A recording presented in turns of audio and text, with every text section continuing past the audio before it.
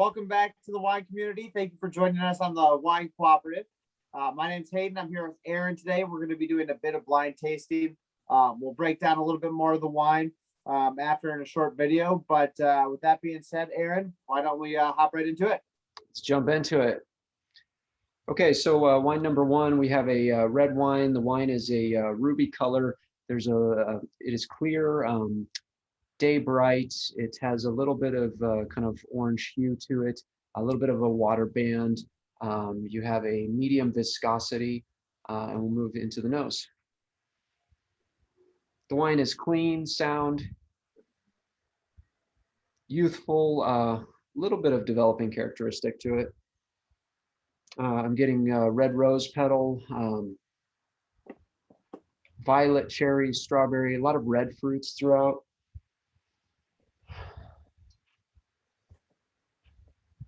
The fruit character on the nose is like a fresh, fresh cut strawberry, a little bit of like tartness to it.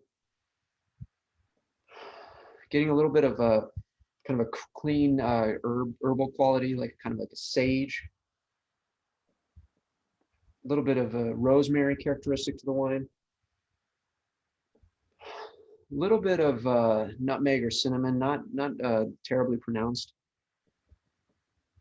A little bit of an iron component to the wine. It has a little bit of kind of like a mineral quality, like wet stone, potting soil. If there's oak on this, I think that it would potentially be like neutral oak or used oak. I'm not getting a lot of new oak characteristic on the wine. We'll move into the palate.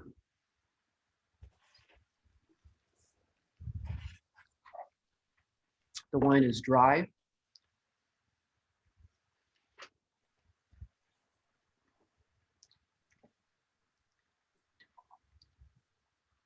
High acid, medium tannin, fairly soft tannin.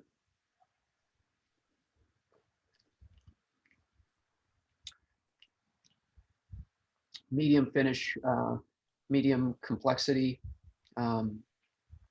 The wine has a medium plus length. Alcohol is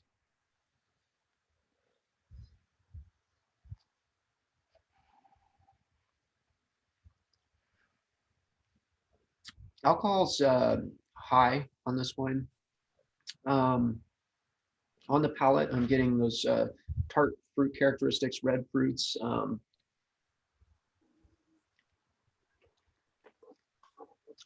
tart cherry, strawberry, raspberry, a little bit of a cranberry. I definitely get some of that iron note to the wine. It has kind of this, a little bit like a just a tinny note to the wine.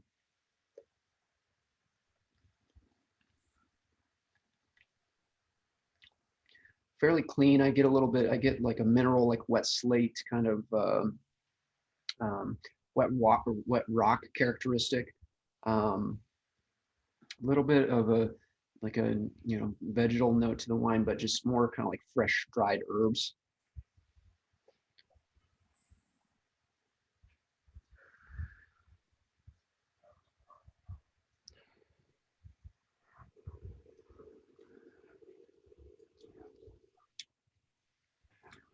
Still not picking up new oak necessarily on this wine. I think there may be a little, the wine appears to maybe have a little bit of an oxidative quality, but I think if it's seeing oak, that it's maybe more of a neutral or used oak characteristic with the wine. A little bit of that kind of nutmeg characteristic that I was talking about.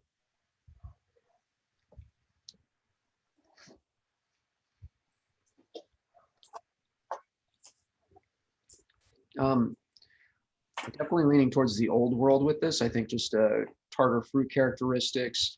The wine's a little more restrained. I am getting a little higher alcohol, so maybe a little warmer climate in the old world. Possible countries of origin, I'm thinking Italy, Spain, maybe France.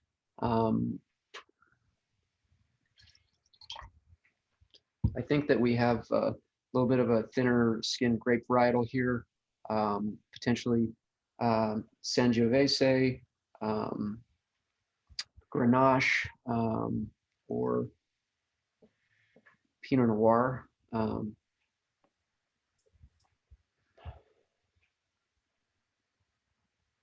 Maybe Tempranillo too.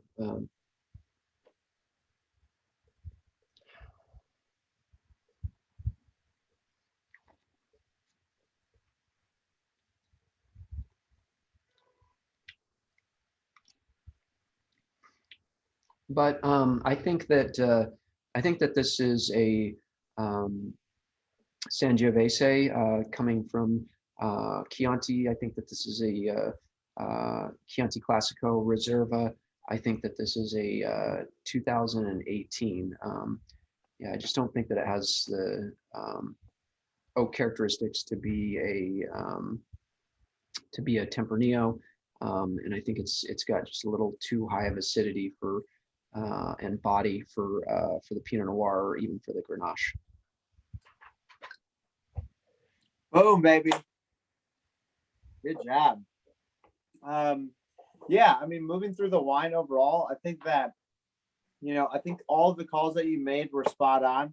And I think that when you look up to, when you put that all together, I think you're in a great ballpark. I even think just your possible grape varieties were really on point. And I would say that if I had to call this one, I'd probably also call it Sangiovese. I thought that was awesome. Timing was great. 25 into the nose, 136 under the palate.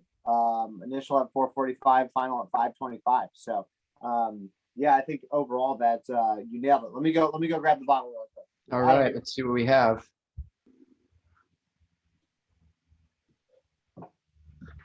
All right, I'm back. All right. Bear of fruits. Survey says that it wasn't Sangiovese. But I think this is kind of an atypical wine, potentially from this region. This is actually Cabernet blend from Saint Emilion, Grand Cru, 2017. What do you think on recall? Yeah, I think I've had that wine actually. But the thing that threw me for a loop in this wine is it's so acidic. It's like borderline volatile acidity. Yeah, it's I just think that it's a little thinner than I would have imagined for Cabernet, but I think it also it definitely has ripeness. I thought that it had like that it was coming from a warmer climate, so I think maybe it's just I don't know, ripe fruit, but maybe some cool nights or something like that too. And it's got a fair amount of acidity to it. It does have some tannic structure. I mean, that's why I went with the Chianti, as I did think it had a little more tannic structure. I didn't think it was heavy enough to be Rioja, but yeah, I think something too that I think there's like a certain like rusticness to Chianti, and I think that you find that as well in you kind of get that a little bit of funk on it, and I can see where that kind of parallels. They both kind of have that one-off, almost like barnyardy mustiness to. I hate to say mustiness, but maybe that's not what the best way to express it, but it definitely has that to it, for sure. Right. I think it has like an oxidative quality that is. And the other, I guess the thing that I think would parallel with maybe something Chianti, I mean, obviously it's not Chianti, but it has a like oxidative quality from oak use maybe, but I don't think that this was new oak with this wine. I really don't, because there's not a lot of that like baking spice. And I don't think that this is, Saint Emilion, it's not going to be like in Pauillac or Saint Julien or some right. the regions where they're going to have a lot of money to throw at the new oak, but Okay, let's see really quick.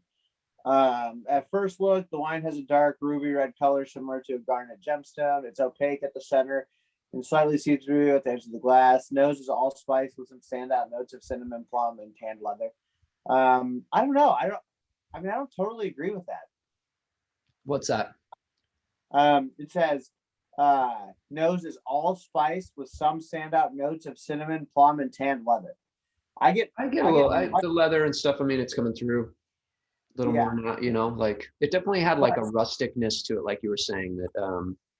I Yeah. definitely knew it was old world, you know, it was Yeah, for sure. indistinguishably the fruit characteristic being a little tartar and just the Well, I style think across the board. It wasn't, you know, it didn't have that ripeness of fruit character to me to be New World. Yeah. But yeah, it just seemed a little, you know, Bordeaux's kind of interesting. Bordeaux can kind of it and Bordeaux too of different price points can be very different too, right? Like yeah. you can have your more entry level Bordeaux's that are a little more simple, but have some nice like little bit of tannic edge to them. And then you can have the, you know, kind of big boys that are heavy and rich and a fair amount of oak use. And, you know, so I think, you know, it's an interesting wine. It's cool. I think this wine would be great with some grilled ribeyes. Summertime here now coming up. So I think that'd be fantastic. Something with a little bit of fat to cut this, and it's going to get that fruit character a little riper. And yeah. Yeah, definitely. I think another thing too is I thought it was interesting the first thing you called on the nose was red rose petal. Mhm. And It definitely has some floral characteristics that are kind of cool, Yeah. nuanced, you know? Yeah, definitely, for sure. I would definitely agree with that 100%. So cool. All right.